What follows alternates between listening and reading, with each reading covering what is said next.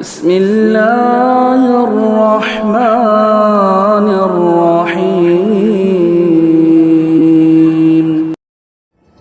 الحمد للہ نحمده ونستعینه ونستغفره ونؤمن به ونتوکل علیہ ونعوذ باللہ من شرور انفسنا ومن سیئات اعمالنا من يهده الله فلا مضل له ومن يضلله فلا هادي له أشهد أن لا إله إلا الله وأشهد أن محمدا عبده ورسوله أما بعد فإن خير الحديث كتاب الله وخير الهدي هدي محمد صلى الله عليه وسلم وشر الأمور محدثاتها وكل محدثة بدعة وكل بدعة ضلالة وكل ضلالة في النار. قال الله تعالى في القرآن المجيد بسم الله الرحمن الرحيم لقد كان لكم في رسول الله أسوة حسنة. وقال حسان بن ثابت رضي الله تعالى عنه وأحسن منك لم تر قط عيني وأجمل منك لم تلد النساء خلقت مبرأ من كل عيب كأنك قد خلقت كما تشاء. تمام قسم کی تعریفات و توصیفات اس وحدہ لا شریک خالق کائنات مالک ارض و سما کے لیے لائق و زیبا ہے، جس نے ہمیں اشرف المخلوقات بنا کر اس روئے زمین پر بھیجا، اور ہمیں اس روئے زمین پر بھیجنے کے بعد یوں ہی نہیں چھوڑ دیا، بلکہ ہماری رشد و ہدایت کے لیے بے شمار انبیاء کرام علیہ السلام کو مبعوث فرمایا، اور لاکھوں کروڑوں درود و سلام ہو اس ہستی اقدس و مقدس پر جس کا نام نامی اسم گرامی جناب محمد رسول اللہ صلی اللہ علیہ وسلم. یہ وہ ذات مقدسہ و مطہرہ و مبارکہ ہے جس نے دنیا کے تمام مصائب و آلام کو سہ کر اللہ رب العالمین کے صحیح دین کو ہم تک پہنچایا ہے. میرے محترم بزرگوں، نوجوان ساتھیوں، عزیز بچوں اور میری پردہ نشین ماؤں اور بہنوں، آج اس جلسے سے خطاب کرتے ہوئے میرا موضوع ہے سیرت النبی صلی اللہ علیہ وسلم.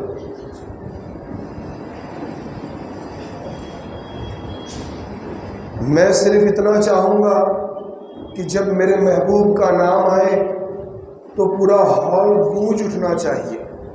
اس روئے زمین کا سب سے بخیل اور کنجوس آدمی وہ ہے جو میرے نبی کے نام آنے پر درود نہ پڑھے. مہاراشٹرا کی سرزمین پر کئی شہروں میں جانے کا اتفاق ہوا. ان شہروں، بستیوں اور قریوں میں گھوم کر ایک ولولہ تازہ ملا کہ الحمدللہ اس وقت مہاراشٹرا کی سرزمین پر وہ منظر دیکھنے کو ملتا ہے جو ہم کتابوں میں مکہ کی گلیوں کا پڑھا کرتے تھے، طائف کے چوراہوں کا پڑھا کرتے تھے، اور خیبر کے قلعے کے باہر حضرت علی رضی اللہ تعالیٰ عنہ کا جلوہ دیکھا کرتے تھے. وہ منظر دیکھنے کو ملا. میں آج اپنے بزرگوں سے اور خاص کر کے اپنے جوانوں سے یہ کہنا چاہتا ہوں کہ صحیح معنوں میں تم نے محمد رسول اللہ صلی اللہ علیہ وسلم کے دین کی صحیح تصویر پیش کرنے کی کوشش کی. تم نے یہ عہد باندھا ہے کہ تم انشاءاللہ آنے والے چند سالوں میں پورے مہاراشٹر کو اور پورے ہندوستان کو یہ بتاؤ گے کہ عقیدہ توحید کیا ہے، صحیح معنوں میں مذہب اسلام کیا ہے، صحیح معنوں میں محمد رسول اللہ صلی اللہ علیہ وسلم کو کون لوگ مانتے ہیں۔ میں نبی کی سیرت کے حوالے سے بات کروں تو مسلمانوں یہ بات جان لو کہ تمہارا نبی، تمہارا قائد، تمہارا اگوا، تمہارا امام وہ آدمی تھا جس کے بارے میں ایک ہندو شاعر نے کہا تھا، مائیں جنتی ہیں ایسے بہادر خال خال۔ ہمارا نبی، ہمارا رہبر، ہمارا اگوا وہ تھا جس نے کبھی کسی بھی چیز کو اپنی نگاہوں میں نہ لایا، جو موت سے سب سے زیادہ لڑ جانے والا انسان تھا۔ ایک رات مدینہ کی بستی پر کفار نے شب خوں مارا، مدینہ کے مسلمان ہڑبڑا کر اٹھے، گھوڑوں پر اپنی زیریں کسی، اسلحوں سے لیس ہوئے، یہ مدینہ کی دفاع کے لیے مدینہ کی سرحدوں کی طرف جا رہے تھے تو دیکھا کہ تنے تنہا آمنہ کا لال مدینہ کی سرحد کی طرف سے آ رہا تھا۔ پوچھا آقا آپ کیسے؟ دشمنوں نے حملہ کیا ہے، آپ اکیلے کہاں چلے گئے تھے؟ کہا اے میرے ساتھیوں، جاؤ جا کر آرام سے سو جاؤ، تمہاری حفاظت کے لیے محمد اکیلے ہی دشمنوں کو بھگا آیا۔ تم اس بہادر نبی کے ماننے والے ہو، تم اس شجاع کے متبع اور اتباع کرنے والے ہو، تم اس بہادر نبی کو ماننے والے ہو، اور مجھے یہ بات کہنے کا حق حاصل ہے کہ اس روئے زمین پر اگر اس وقت کوئی جماعت ایسی ہے جو صحیح معنوں میں اس بہادر نبی کے وارث ہے تو مجھے یہ بات کہنے کا حق حاصل ہے کہ صرف اور صرف وہ اہل حدیث ہے۔ میری باتوں کو برا نہ مانے کچھ لوگ، اس کا سبب ہے، اس کی وجہ ہے کہ اس روئے زمین پر میرے نبی کے بعد لوگوں نے اپنی رشد و ہدایت کے لیے اوروں سے رشتے استوار کر لیے۔ ہم نے اوروں کی طرف دیکھ کر اپنی نگاہوں کو پھیر لیا اور آسمان کی طرف سر اٹھا کر اپنے رب سے کہا، سب کچھ خدا سے مانگ لیا، تجھ کو مانگ کر اور اٹھتے نہیں ہاتھ میرے اس دعا کے بعد۔ ہم نے اس کے چہرے کو دیکھنے کے بعد اس روئے زمین پر کسی چہرے کو اس قابل نہیں سمجھا کہ وہ ہماری امامت کر سکے، وہ ہمارا پیر و مرشد بن سکے۔ ہم نے دنیا کے تمام چہروں کو ٹھکرا دیا۔ ہم اس روئے زمین پر ایسے لوگ ہیں جن سے اگر ہمارے بچوں سے بھی کوئی پوچھے کہ تمہارا پیر کون ہے تو وہ کہے گا محمد رسول اللہ۔ ہمارے بڑوں سے کوئی پوچھے تمہارا امام کون ہے تو وہ کہے گا مدینے کا تاجدار۔ ہمارے بزرگوں سے کوئی پوچھے کہ تمہارا اغوا کون ہے تو وہ یہ کہتے ہوئے نظر آئیں گے جنہوں نے صحابہ کی اگوائی کی ہے وہی ہمارا اغوا اور ہمارا امام ہے۔ ہم نے اس کے چہرے کو دیکھا جس کے چہرے کے بارے میں حضرت جابر رضی اللہ تعالیٰ عنہ نے کہا کہ ایک رات میں ریگزار عرب پر بیٹھا ہوا تھا، 14ویں رات کا چاند آسمان دنیا پر اپنی روشنی کو بکھیر رہا تھا۔ میں نے چاند کو دیکھا، میں اس کی خوبصورتی میں مہو ہو گیا۔ میں حیران و پریشان رہا کہ آخر چاند اتنا خوبصورت، میری کیفیت عجیب سی ہونے لگی۔ میرے قدم بے ساختہ مسجد نبوی کی طرف اٹھ پڑے۔ میں ان کچی مسجد کی طرف چلنے لگا جہاں آمنہ کا لال رہتا تھا۔ جب مسجد نبوی کے دروازے پر پہنچا تو دیکھا صحن مسجد میں آمنہ کا لال سرخ چادر اوڑھے ہوئے لیٹا ہے۔ اس کے چہرے پر نگاہ پڑی، جب نگاہ پلٹی آسمان کے ماہ تمام پر پڑی تو بے ساختہ زبان سے یہ الفاظ نکل پڑے کہ میرے محبوب اگر چاند کو بھی حسن ملا ہے تو تیرے چہرے پر انوار سے ملا۔ ہم نے اس کا چہرہ دیکھا، ہمیں اس کے بعد کسی چہرے کی ضرورت نہیں۔ ہم نے اس کا چہرہ دیکھا جس کے بارے میں کہنے والے نے کہا تھا مزد دہورو وما اتینا بمثلہ ولقد اتا فعجزنا عن نظرائہ. زمانے بیت گئے، ماؤں نے ایسا نہیں جنا، اور جب یہ آمنہ کے یہاں پیدا ہو گئے تو ماؤں نے کہا قیامت تک ویسا کوئی جنا نہیں جا سکتا. ہم نے اس کو دیکھا جس کے بارے میں کہنے والے نے کہا تھا یا صاحب الجمال و یا سید البشر من وجهك المنیر لقد نور القمر لا يمكن الثناء کما کان حقہ بعد از خدائے بزرگ تو ایک قصت و مختصر. کہ میرے محبوب تیرے حسن کے بارے میں کیا کہوں، تیرے حسن کو بیان نہیں کر سکتا، تیرے حسن کو بیان نہیں کر سکتا. تیرے بارے میں تو حسان ابن ثابت نے کہہ دیا کہ وَأَحْسَنَ مِنْكَ لَمْ تَرْقَدْ عَيْنِي أَجْمَلَ مِنْكَ لَمْ تَلِدِ النِّسَاءُ خُلِقْتَ مُبَرَّأً مِنْ كُلِّ عَيْبٍ كَأَنَّكَ قَدْ خُلِقْتَ كَمَا تَشَاءُ. کہ میرے محبوب تیرے حسن کو کیا بیان کروں، ایسا لگتا ہے جیسے تو رب کے سامنے کھڑا تھا، رب سے کہہ رہا تھا اے میرے پروردگار عالم مجھے ایسا بناتا چلا جا. تو کہتا چلا گیا، رب تجھ کو بناتا چلا گیا. ہم نے اس کا چہرہ دیکھا، وہ کہ جب مکہ کے چوراہوں پر آتا، اعلائے کلمت اللہ کو بلند کرتا، مکہ کی گلیوں میں اس کو مارا جاتا، اس کے گلے میں نماز کی حالت میں فندہ ڈال کر اسے کھینچا جاتا، وہ جس کے راستوں میں کانٹے بچھا دیے جاتے، مکہ کی گلیوں سے زخمی ہو کر آتا.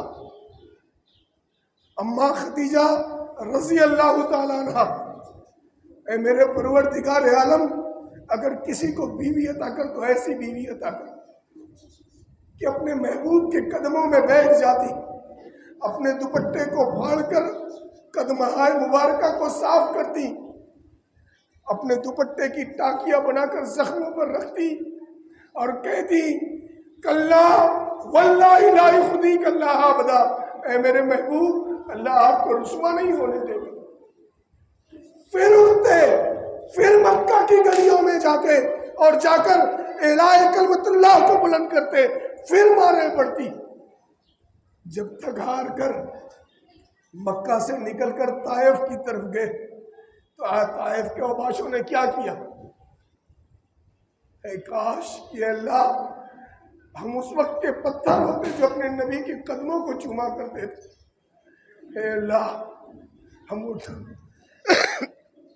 وہ ٹاکیاں ہوتی جو نبی کے زخموں پر رکھی جاتی تھی، اللہ ہم انسان نہ ہوتے. طائف میں اوباشوں نے نبی کریم صلی اللہ علیہ وسلم پر اتنے پتھروں کی بارش کی کہ زخموں کی تاب نہ لا کر میرا محبوب بے ہوش ہو کر زمین پر گر پڑا. اور وہ دن تھا جس دن پوری آسمان دنیا سکتے میں تھی. میرا محبوب زمین پر بے ہوش پڑا تھا.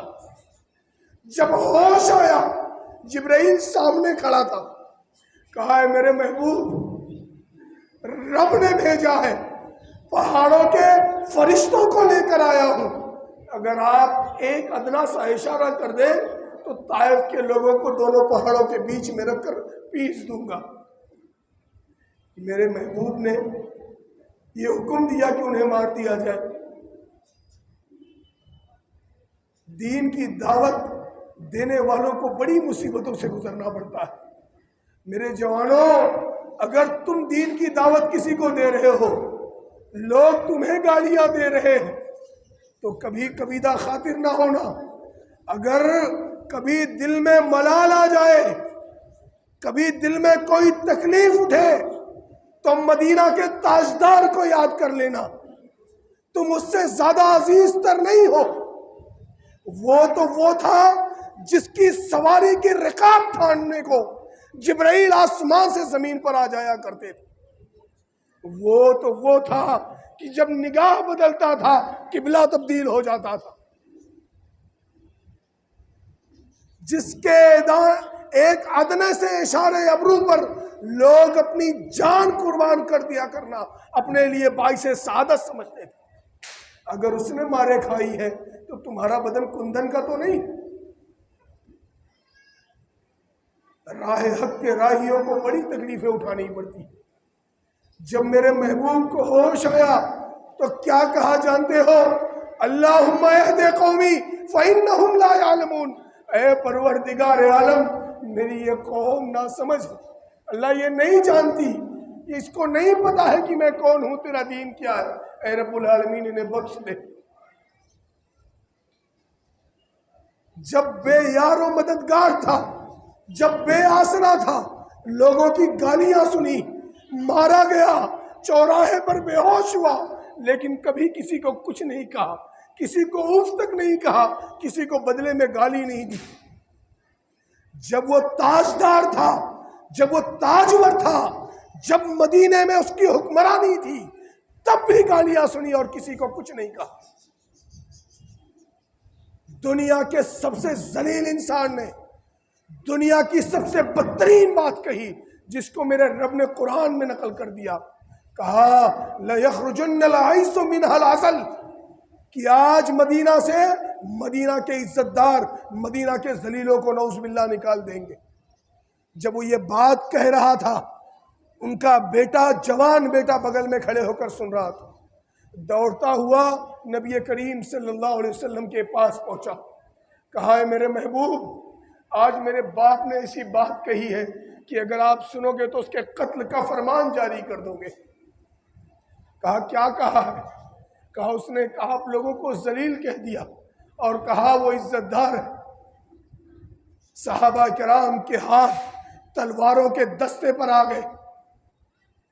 بیٹے نے روتی ہوئی آنکھ سے کہا ہے میرے محبوب، اگر آپ نے میرے باپ کے قتل کا ارادہ کیا اور میں جانتا ہوں کہ یہ جرم اتنا بڑا ہے کہ ان کو قتل کر دیا جانا چاہیے، لیکن ایک بات کہہ دوں، لقد علمت الانصار، انصار کو یہ بات معلوم ہے کہ میں اپنے باپ سے بہت محبت کرتا ہوں۔ اے میرے محبوب، اگر آپ میرے باپ کے قتل کا ارادہ کر لینا تو کسی صحابی کو حکم نہیں دینا۔ میں نہیں چاہتا ہوں کہ آپ کے حکم کی تعمیل کرنے میں کوئی صحابی میرے باپ کی گردن مار دے اور میرے دل میں اس صحابی کے لیے کچھ برا بھلا آ جائے، میرا ایمان ضائع ہو جائے گا۔ میرے محبوب مجھے حکم دینا، مجھ سے کہنا، میں اپنے باپ کی گردن لا کر آپ کی قدموں میں رکھ دوں گا۔ کیا میرے نبی نے گردن مار دینے کا حکم دیا؟ میرے نبی نے کچھ کہا؟ کوئی بات نہیں، کسی نے دیکھا ہی نہیں اس روئے زمین پر اتنا حسین، اتنا رحیم، اتنا رؤوف، کسی نے نہیں دیکھا۔ حضرت انس رضی اللہ تعالیٰ عنہ، ان کی پیدائش سے پہلے ان کی ماں نے دعا مانگا، اے اللہ اگر تو بیٹا عطا کر دے گا تو اپنے بیٹے کو جوان کر کے تیرے نبی کی خدمت کے لیے وقف کر دوں گی۔ آج میں دعائیں مانگتی، اللہ بیٹا عطا کر دے بزنس مین بناؤں گی، اللہ بیٹا عطا کر دے ڈاکٹر اور انجینئر بناؤں گی، اللہ بیٹا عطا کر دے دنیا دار بناؤں گی۔ آئے تیری قسمت کا کیا کہنا، انس تیرے نصیبے کا کیا کہنا۔ ہر مدعی کے واسطے دار و رسن کا یہ رتبہ بلند ملا جس کو مل گیا، ہر مدعی کے واسطے دار و رسن کا۔ اس ماں کا کیا کہنا، اور میں یہ بات کہتا ہوں اس ماں نے دعا نہیں مانگی، میرے رب نے اس ماں سے دعا منگوائی، کیونکہ بچہ پسند آ گیا تھا۔ 10 سال تک خدمت کی۔ لوگوں نے پوچھا انس اپنے محبوب کو کیسا پایا ہے؟ کہا کبھی کبھار ایسا ہوا کہ وضو بنانے کے لیے لوٹے میں پانی لے کر آیا، جب قریب پہنچا تو ہاتھ سے لوٹا چھوٹ گیا، زمین پر گر کے ٹوٹ گیا۔ دل میں ایسا لگا کہ شاید اب مجھے بہت ڈانٹ پڑے گی، مجھے برا بھلا کہا جائے گا۔ تو لوگوں نے کہا کیسا پایا اپنے نبی کو؟ کہا جب چہرہ اٹھا کر دیکھا تو میرا محبوب مسکراتا ہوا نظر آیا۔ میرے محبوب نے پوری زندگی میں مجھے نہ کبھی اوئے کہا نہ کبھی اوف کہا۔ یہ نیکوکار ماں کا بیٹا تھا، یہ تابع دار ماں کا بیٹا تھا، یہ جانثار ماں کا بیٹا تھا، یہ جان قربان کر دینے والی ماں کا بیٹا تھا۔ میرے نبی کو تو اس نے بھی آزما کر دیکھا ہے، جو نہ یار تھا، نہ وفادار تھا، نہ جانثار تھا، پکڑ کر لایا گیا، مسجد نبوی میں باندھ دیا گیا۔ رؤوف و رحیم کو خبر دی گئی کہ اے نبی کریم صلی اللہ علیہ وسلم، سمامہ یمامہ کا گورنر پکڑ کر لایا گیا ہے، مسجد نبوی میں بندھا ہوا ہے، آپ آئیے۔ کائنات کے امام جناب محمد رسول اللہ صلی اللہ علیہ وسلم آئے، دیکھا خوبصورت چہرہ، بھرا ہوا جسم، لمبا قد، شان، شکوہ، سطوت، سہولت، غرض کی حکمرانی کے جتنے عیب تھے سب اس میں پائے جاتے تھے۔ کہا سمامہ کیسے ہو؟ کہا قید کر کے کہتے ہو کیسا ہوں؟ کہا ذرا اپنی نگاہوں کو جھکاؤ تو صحیح، میرے چہرے کی طرف دیکھو تو صحیح۔ کہا ان تقتل تقتل زدمن وَإِن تُنْعِمْ تُنْعِمْ عَلَى مُنْعِمٍ، نہیں دیکھتا تیرے چہرے کی طرف، تجھ سے جو بن پڑتا ہے کر لے، اگر مجھے قتل کر دیا جائے گا تو میرے قتل کا بدلہ لیا جائے گا۔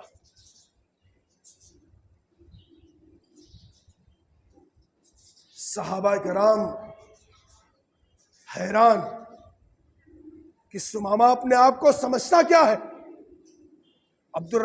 حضرت عمر فاروق رضی اللہ تعالیٰ عنہ کے چہرے کا رنگ بدلنے لگا، ہاتھ تلوار کے دستے پر جانے لگا کہ میرے محبوب آپ ایک ادنا سا اشارہ کریں، یہ گورنر ہوگا اپنے شہر کا، اپنے ملک کا، آپ کے ایک اشارے پر اس کی گردن کاٹ کر آپ کے قدموں میں رکھ دوں گا۔ مسکرانے والا آقا مسکرایا اور کہا بڑے شہر کا گورنر ہے، میری بات نہیں سمجھتا۔ واپس چلے گئے۔ دوسرے دن آئے، کہا سمامہ میرے چہرے کی طرف دیکھ تو لو، اپنی نگاہ کو جھکا تو لو۔ اس نے وہ بات کہی، اس کو پتا ہی نہیں تھا، اس نے دیکھا ہی نہیں تھا مدینے والا کیسا دکھتا۔ کہا لم ارا وجہن اقبح من وجہ کا علی وجہ البسیطہ، کہ اس روئے زمین پر تجھ سے زیادہ بدترین چہرہ کسی کا ہے ہی نہیں۔ کس کے بارے میں کہا جانتے ہو؟ جس کے بارے میں کسی کہنے والے نے کہا تھا حسن یوسف دم عیسیٰ ید بیضا داری آنچ خوبا ہما دارن تو تنہا داری۔ اس نے کبھی مدینے والے کو نہیں دیکھا۔ اس کے بارے میں کہا کہ جس کے حسن کا عالم یہ تھا کہ دنیا اس کے حسن کو دیکھ کر حیران ہو جایا کرتی تھی۔ تم نے بڑے قصے سنے ہوں گے پچھلے مہینے میں نبی کے موضوع پر، اور نبی کے بارے میں بتاتے ہوئے لوگوں نے بہت سارا قصہ سنایا ہوگا۔ آؤ آج رخ مصطفیٰ کا تذکرہ ہم وہابیوں سے سن کر دیکھو۔ ہم نے قصہ بیان کرنا نہیں سیکھا، ہماری ماؤں نے ہمیں ناچنے والی اور گانے والوں کی داستان سن کر نہیں پیدا کیا اور نہیں پالا ہے۔ ہماری ماؤں نے ہمیں حضرت سمیہ کو پڑھ کر پالا ہے، ہماری ماؤں نے اماں عائشہ کا درس سیکھا پھر ہماری پرورش کی ہے۔ ہم وہابیوں سے سنو کہ نبی کا چہرہ کیسا تھا۔ کائنات کا امام مدینے سے ہجرت کر کے اپنے یار غار کے ساتھ مدینہ جا رہا تھا۔ راستے میں دونوں کو بھوک لگی۔ سفر کے دوران ایک کٹیا نظر آئی، چھوٹا سا جھوپڑا نظر آیا، دونوں ساتھی چل دیے اس طرف۔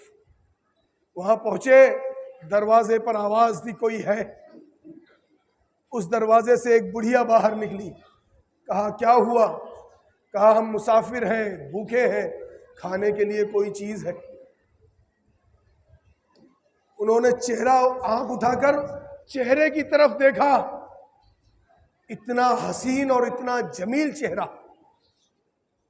کہا اے میرے چاند سے بیٹے، آج میرے گھر میں کچھ نہیں ہے، میرا شوہر شکار پہ گیا ہے، وہ لوٹ کر آئے گا تو کچھ کھانے کو مل سکتا ہے. کائنات کے امام نے دروازے پر کھڑے ہوئے گھر کے اندر جھانک کر دیکھا تو صحن میں ایک بکری بندھی ہوئی تھی. کہا ماں اس بکری کا دودھ ہی پلا دے. کہا ہے میرے چاند سے بیٹے، مدتیں گزر گئی، اس بکری نے دودھ دینا چھوڑ دیا. کہا ماں اگر تو اجازت دے تو ہم تجربہ کر کے دیکھ لیں. معبد کہتی ہے میں دل میں ہنسی لیکن چہرے کا جلال اتنا تھا کہ میں نہ نہیں کہہ سکی. گھر میں گئی، ایک چھوٹا سا برتن لے کر آئی کہ مسافر ہے، بھوکا ہے، دیکھ لے یہ بھی تجربہ کر کے. ان کو یہ نہیں پتا تھا کہ آج کون آیا ہے، یہ جس طرف جاتا ہے اللہ کی رحمتیں اس طرف جاتی. کائنات کے امام نے جب چھوٹا سا پیالہ دیکھا تو مسکرانے لگے. بیٹھے بکری کے تھن کو ہاتھ لگایا، جیسے ہی ہاتھ لگایا ایسا لگا مدتوں سے بکری اسی مسافر کے انتظار میں تھی. دودھ ایسے امٹ کے آئے کہ گھر کے تمام برتن بھر گئے. نبی نے پیا، اپنے یار غار کو پلایا اور پھر اپنے گھر سے نکلنے پھر وہاں سے نکلنے لگے.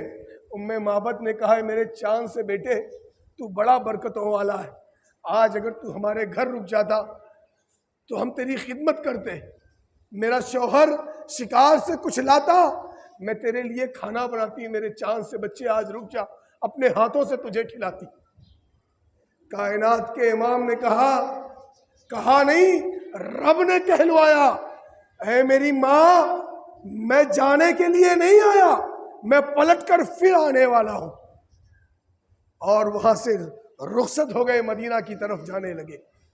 ابو معبد آئے شکار سے لوٹ کر، گھر میں اللہ کی رحمتوں کی برخا دیکھی، تجلیات کا می دیکھا. کہا معبد کون آیا تھا، کون گیا؟ کہے دیتی ہے نقش شوکی کون تھا، گھر اتنا روشن کیوں ہے؟ جو بات بتانا مقصود ہے وہ یہ. معبد نے کہا ہے ابو معبد میں نہیں جانتی وہ کون تھا، کیا رنگ تھا، کیا ڈھنگ تھا، مجھے نہیں پتا ہے. بس ایسا لگتا تھا جیسے آسمانوں کا سردار تھا، زمین پر اتر آیا تھا. یہ میرے نبی کا حال تھا جس کے بارے میں سمامہ نے کہا کہ اس روئے زمین پہ سب سے بدترین چہرہ تیرا. میرے نبی نے کچھ نہیں کہا. پھر تیسرے دن آئے، کہا سمامہ میری طرف نہیں دیکھتے نہ دیکھو، میری بستی کی طرف تو دیکھ لو. کہا کیا دیکھوں تیری بستی کی طرف؟ میں نے روم و ایران کی بستیاں دیکھی ہیں، میں نے شام و مصر دیکھا ہے، تیری بستی اس روئے زمین کی سب سے بدترین بستی. زمین سہمی پڑی تھی، آسمان ساکن تھا بیچارہ کہ اب فیصلہ ہوگا، سمامہ کی گردن مار دی جائے گی. آسمان طیبہ نے دیکھا اس دن، مسجد نبوی کے صحن نے دیکھا، اس ستون نے دیکھا جس سے سمامہ بندھا ہوا تھا. صحابہ کی تلواریں سمامہ کی گردن کاٹ دینے کو تیار تھی، لیکن مسکرانے والا آقا مسکرایا اور کہا ہے میرے صحابہ بڑے شہر کا بڑا گورنر، میں نے اسے معاف کر دیا، اسے چھوڑ دو، رہا کر دو، اسے کوئی تکلیف نہیں پہنچانا، اسے چھوڑ آؤ. صحابہ کرام نے حکم سنا اور پیچھے ہاتھ بندھا ہوا تھا، رسی کو کھولنے لگے. کیوں رسی کو کھول رہے تھے؟ نبی کا حکم آ گیا اس لیے رسی کھولنے لگے. تھوڑا سا رک کر تھوڑی تلخ باتیں بھی کر لیتے ہیں. نبی کا ایک فرمان آیا تو جن کی تلواریں گردنوں کو کاٹنے کے لیے تیار تھی وہ دشمن کا ہاتھ کھولنے جا رہے تھے. میرے نبی نے کہا کہ نماز قائم کرو. مرض الموت میں کہا الصلاۃ الصلاۃ وما ملکت ایمانکم، بتاؤ کتنے لوگ ہو اس میں جو فجر کی نماز میں با جماعت امام کے پیچھے مصلی پر رہتے ہو؟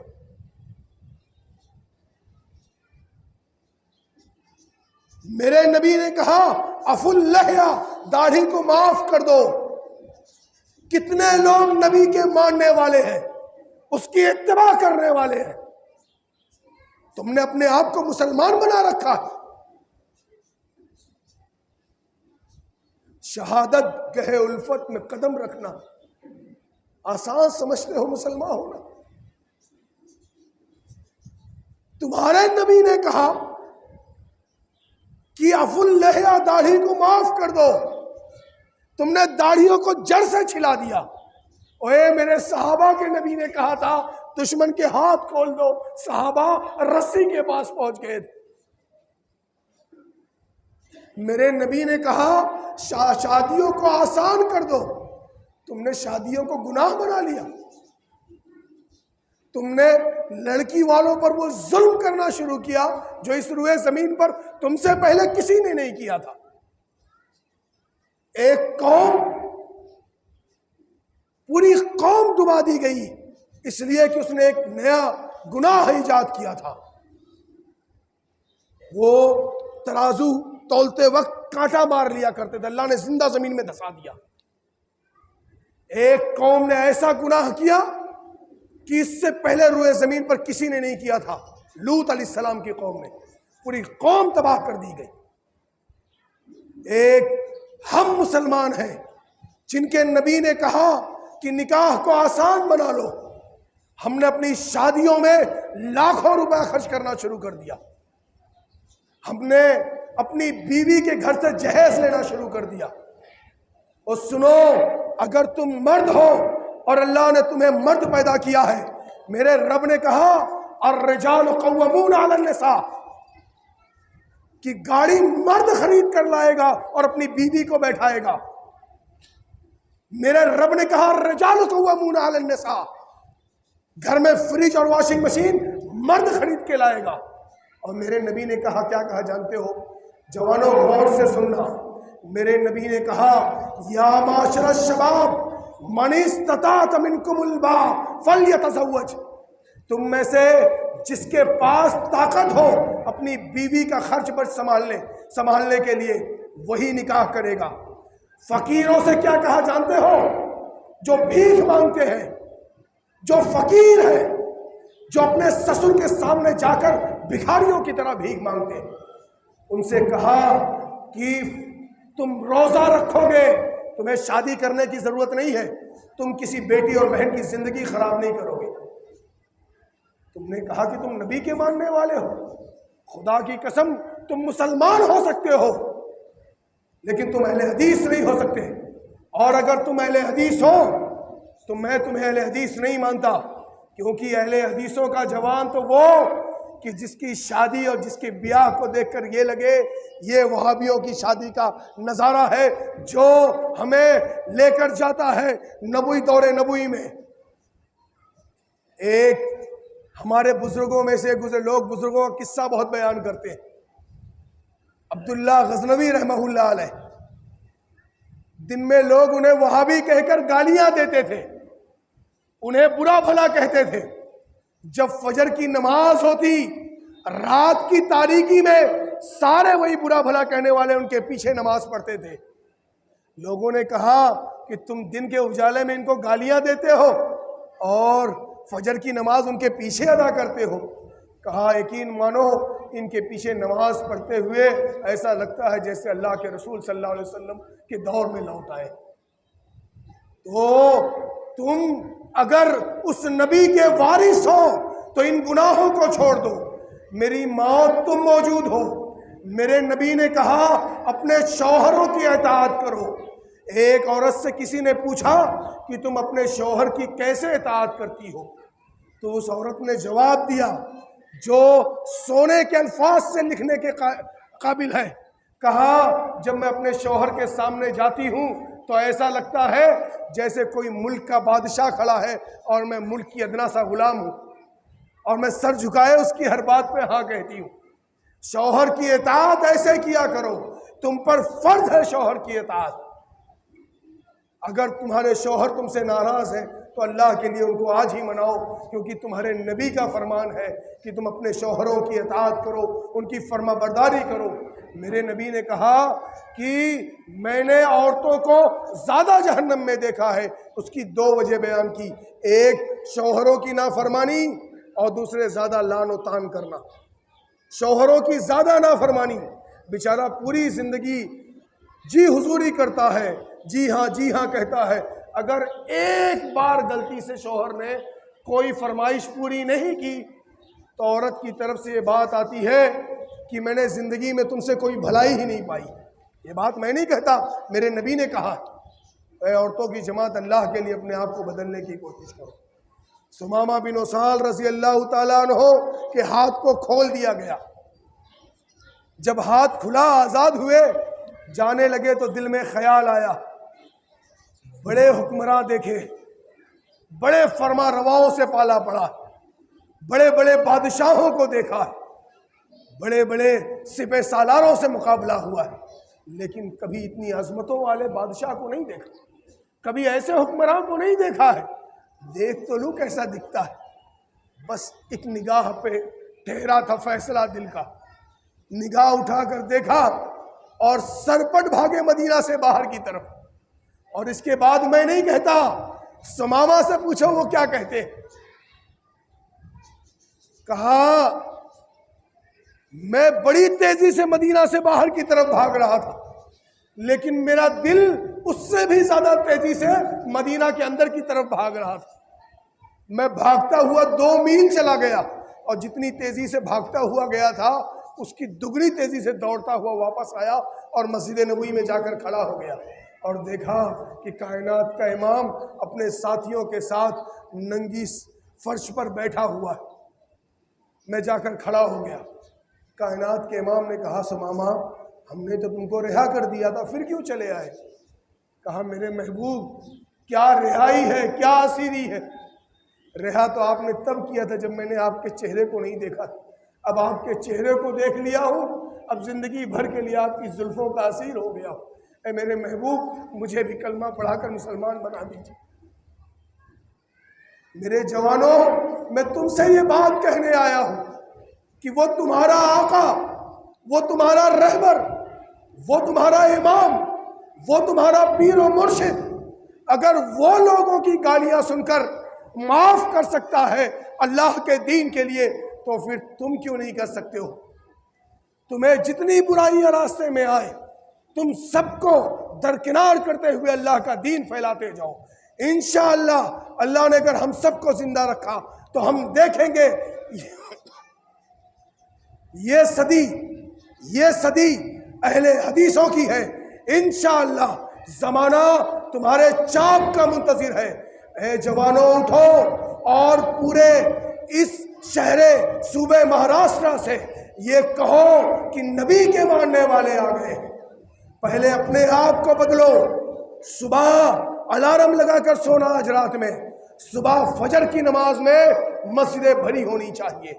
اپنے آپ کو بدلنے کا عہد کر لو، انشاءاللہ آنے والے 10 سال میں پورا شہر بدل جائے گا۔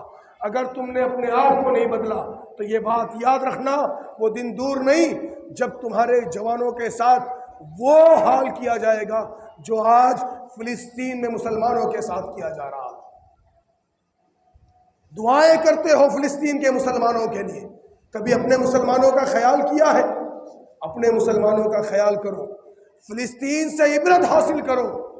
جو کام انہوں نے نہیں کیا جس کی وجہ سے آج وہ پریشان ہے، وہ کام سارے کرو۔ اپنے شہر میں اسکول اور کالجز بنواؤ، یونیورسٹیاں بنواؤ، اپنے بچوں کو پڑھاؤ۔ ایک وقت کا کھانا کم کھانا مسلمانوں، بے شمار مال کماؤ، اتنا پیسہ کماؤ کہ بڑی بڑی یونیورسٹیاں بنا دو۔ ایک وقت کا کھانا کم کھانا، لیکن اپنے بچوں کو ضرور پڑھانا، اپنے بچوں کو عالم دین بنانا، اپنے بچوں کو ڈاکٹر اور انجینئر بنانا، اپنے بچوں کو IAS اور IPS بنانے کے لیے بھیجنا، اور اپنے بچوں کو جج اور وکیل بنانا۔ انہیں پڑھنے کے لیے بھیجو، دن کے اجالے میں اور رات کی تاریکی میں اللہ کے سامنے سجدے میں سر رکھ کر ان کے لیے رو کہ اے اللہ اپنا سب کچھ لگا دیا ہے اپنے بیٹے پر، اللہ میرے بیٹے کو کامیاب کر دے، اور میرے شہر کے جتنے بچے پڑھنے کے لیے گئے ہیں اللہ تو سب کو عبداللہ ابن مسعود بنا دے۔ آمین کہو مسلمانوں۔ عبداللہ ابن مسعود 19.5 سال کے عمر میں چیف جسٹس بن گئے تھے، قاضیۃ القضات کے عہدے پر فائز تھے۔ ایک آخری بات کہہ کے اپنی بات کو ختم کروں گا۔ ابھی جو اسرائیل ہے، یہودی، ان کی پہلی وزیر خارجہ ایک عورت تھی جس نے امریکہ کے وزیر دفاع سے بے شمار اسلحوں کو خرید لیا۔ جب یہودیوں کو پتا چلا کہ اتنا زیادہ اسلحہ اس عورت نے خرید لیا ہے تو پورا ملک اس عورت پر برہم ہوا۔ سب نے کہا کہ آنے والے 5 سال تک ہمیں ایک وقت کا کھانا کھانا پڑے گا، تم نے اتنا اسلحہ خریدا۔ کہا ایک بات سن لو، آنے والی قومیں کبھی یہ نہیں دیکھیں گی کہ تم نے کھانے میں کیا کھایا تھا اور کتنے وقت کا کھانا کھایا تھا، صرف یہ پوچھیں گی کہ جنگ ہوئی تھی تو جیتا کون تھا، فتح کس کو حاصل ہوئی تھی۔ اور میں نے مسلمانوں سے سیکھا ہے، ان کا اغوا، ان کا امام مرض الموت میں تھا، گھر میں کھانے کے لیے کوئی چیز موجود نہیں تھی، چولہا نہیں جل رہا تھا، لیکن اس کی دیوار پر 9 تلواریں لٹکی ہوئی تھی۔ اس لیے اسلحوں کو جمع کرو، یہ بات اس نے کہی تھی۔ اور میں یہ کہتا ہوں اپنے بچوں کو اتنا پڑھاؤ کہ تمہارے بچے تمہارے لیے اسلحہ ہو جائے۔ ہندوستان کی اگر سب سے اونچی کرسی IAS IPS کی ہو تو اس پہ ہمارا بچہ ہونا چاہیے۔ اگر ہندوستان کا کوئی سب سے بڑا جج بنے تو مسلمانوں کا بچہ ہونا چاہیے۔ ہمارے شہر کا سب سے بڑا سرجن کوئی ہو تو ہمارا بچہ ہونا چاہیے۔ 20 سال کی تیاری لگے گی مسلمانوں اپنی ذلت و خواری کو دور کرنے کے لیے۔ اگر تم ساتھ دینے کو تیار ہو جاؤ، انشاءاللہ آنے والے 20 سال کے بعد پوری دنیا ہمارے سامنے جھکی ہوئی نظر آئے گی۔ لیکن اپنے آپ کو بدلنا ہوگا، اپنی عیاشیوں کو چھوڑنا ہوگا، زناکاری بند کرنی ہوگی، شراب نوشی کو ختم کرنا ہوگا، برائیوں کو چھوڑنا ہوگا، اپنے بھائیوں کی غیبت اور چغل خوری کو بند کرنا ہوگا، اپنے ہی رشتہ داروں اور اپنے دوستوں سے جو تم نے دشمنی کر رکھی ہے اس کو دوستی میں بدلنی ہوگی، تب تمہارا وقت لوٹے گا۔ تم وہ قوم ہو جس کے ایک شہر میں 32 یونیورسٹیاں تھیں، 32 شہروں کو ملا لو ایک بھی مسلمانوں کی یونیورسٹی نہیں ہے۔ اللہ نے تمہیں سریا پر بٹھایا تھا، تم نے اپنے آپ کو زمین پر دے مارا ہے اور کہتے ہو کہ تم اہل حدیث ہو۔ لیکن ایک بات یہ کہوں کہ خدا کی قسم پچھلے 1 سال میں مجھے مہاراشٹر میں دورہ کر کے بڑی خوشی ہوئی، پھر سے پڑھنے کو دل کرنے لگا۔ میں تاجر ہوں، کوئی پیشہ ور مولوی نہیں ہوں، تاجر ہوں اور عالم دین بھی ہوں۔ پھر سے 15 سال کے بعد میں نے دینی کتابیں اٹھائی اور 15 سال کے بعد تبلیغ کے لیے نکلا ہوں۔ اب پڑھنے کو دل کرتا ہے، مسلمانوں کو متحد کرنے کو دل کرتا ہے۔ یہ دل کرتا کہ اللہ جیسے میں راتوں کو روتا ہوں ایسے میرے مسلمان بھی راتوں کو اٹھ کر رویا کرے اپنے بچوں کے لیے۔ اب دل کرتا ہے تم سے محبت کرنے کا، اب دل کرتا ہے تمہارے ساتھ کندھے سے کندھا ملا کر چلنے کا، اب دل کرتا ہے کہ اہل حدیثوں کا دور آ رہا ہے، اب ان کی مساجد کے ساتھ، ان کے مدارس کے ساتھ ان کی یونیورسٹیاں بھی قائم ہوں گی انشاءاللہ۔ کہو مسلمانوں انشاءاللہ ہم کریں گے، انشاءاللہ وہ دور آئے گا انشاءاللہ کہ اس روئے زمین پر ہندوستان کا آسمان دیکھے گا، ہندوستان کی زمین دیکھے گی کہ ہم اس دنیا کے سب سے قابل انسان بنیں گے انشاءاللہ۔ لیکن اس کے لیے شرط ہے کہ ہم اپنے بچوں کی تربیت کریں۔ آخر میں اللہ رب العالمین سے یہ دعا ہے کہ اے پروردگار عالم، اے اللہ تو میرے ان بزرگوں کو اللہ حضرت ابوبکر صدیق رضی اللہ تعالیٰ عنہ کا ہنر دے دے اللہ۔ اے اللہ یہ اپنی بیٹیوں کی ایسے تربیت کرے اللہ کہ ان کو اماں عائشہ بنا دے اللہ۔ اے رب العالمین میرے ان بزرگوں کو عمر ابن خطاب کا حوصلہ عطا کر دے اللہ۔ اے رب العالمین میرے مالداروں کو اللہ تو عثمان ذو النورین کا ہنر دے دے اللہ، اے اللہ انہیں عبد الرحمن ابن عوف بنا دے اللہ، اے پروردگار عالم اے اللہ کسی کو تو علی کرار بنا دے اللہ، اللہ میرے جو بچے پڑھنے جا رہے ہیں اے پروردگار عالم انہیں عبداللہ ابن مسعود بنا دے اللہ، اے اللہ انہیں عبداللہ ابن عباس بنا دے اللہ، اے رب العالمین کسی کو تو عبداللہ ابن زبیر بنا دے اللہ، اے پروردگار عالم قوم کو بڑی ضرورت ہے اللہ، ایک ابو عبیدہ بن جراح پیدا کر دے اللہ، اللہ میری قوم میں ایک خالد بن ولید پیدا کر دے اللہ، اے رب العالمین حسن اور حسین کی سیرت انہیں دے دے اللہ، اے رب العالمین قوم بڑی مشکلوں سے گزر رہی ہے اللہ، اے رب العالمین ایک صلاح الدین ایوبی اور پیدا کر دے اللہ، اللہ میرے جوانوں کو وہ ہنر دے دے اللہ کہ وہ محمد بن قاسم بن جائیں اللہ،